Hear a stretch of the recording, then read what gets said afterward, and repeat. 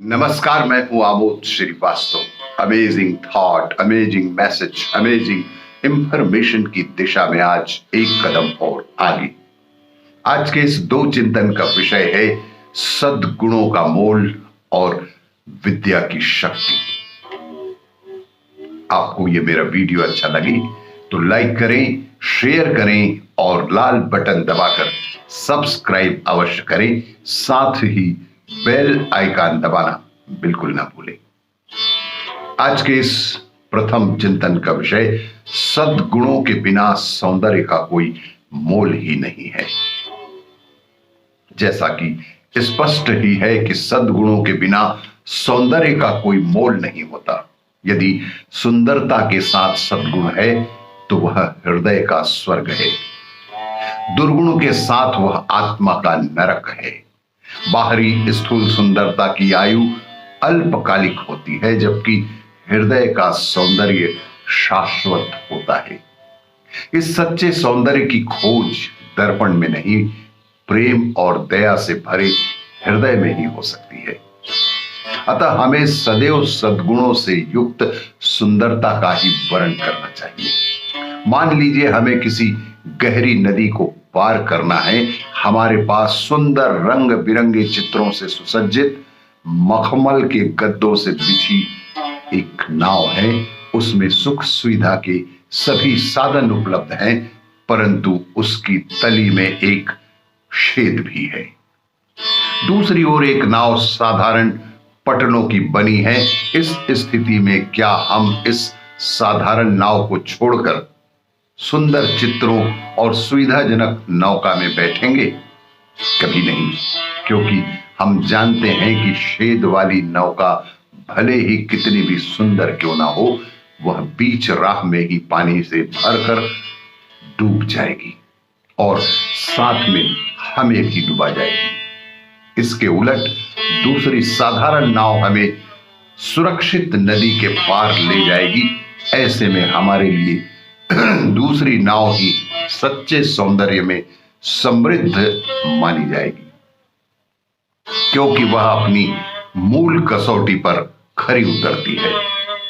वह उपयोगिता से परिपूर्ण है। सुंदरता में सभी मनुष्यों की दृष्टि को आकर्षित करने की इतनी प्रबल शक्ति होती है कि उसके मोह पाश में व्यक्ति सहज ही बंध जाता है।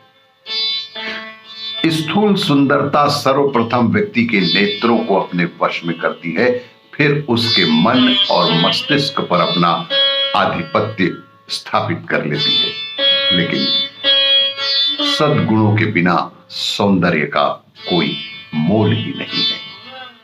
आज के इस दूसरे चिंतन का विषय विद्या का मोल। जीवन को पूर्ण और उपयोगी बनाना है तो विद्या सीखनी ही पड़ेगी।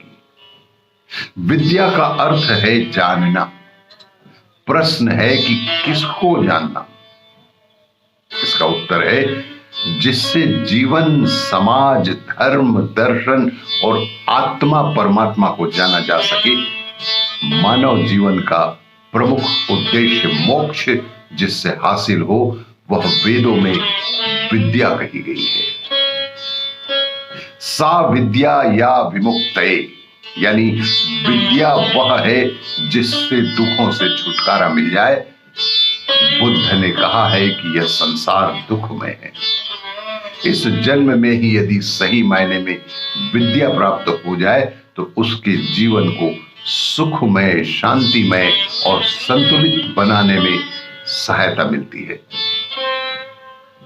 विद्या का सतत अभ्यास बने रहना भी बेहद जरूरी है। हितोपदेश में कहा गया है कि अनाभ्यासे विषम विद्या, यानी बिना अभ्यास के विद्या विष तुल्य हो जाती है। जीवन को पूर्ण बनाने के लिए वेदों में परा और अपरा दोनों विद्याओं को ग्रहण करना बेहद आवश्यक बताया है।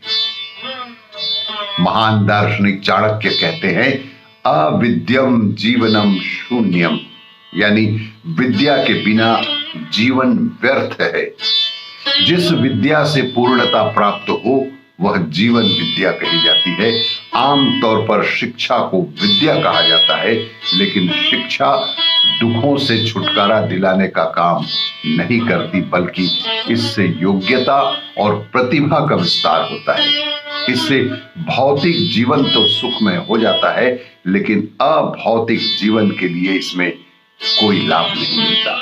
इसलिए हमेशा चिंतन करने रहना चाहिए कि कैसे जीवन में पूर्णता आए और जीवन आनंदमय हो जाए। जीवन का पूर्ण उपयोगी बनाने में विद्या बेहद आवश्यक और जरूरी है। आपको ये मेरा वीडियो अच्छा लगी तो लाइक करें, शेयर करें और सब्सक्राइब अवश्य करें। धन्यवाद।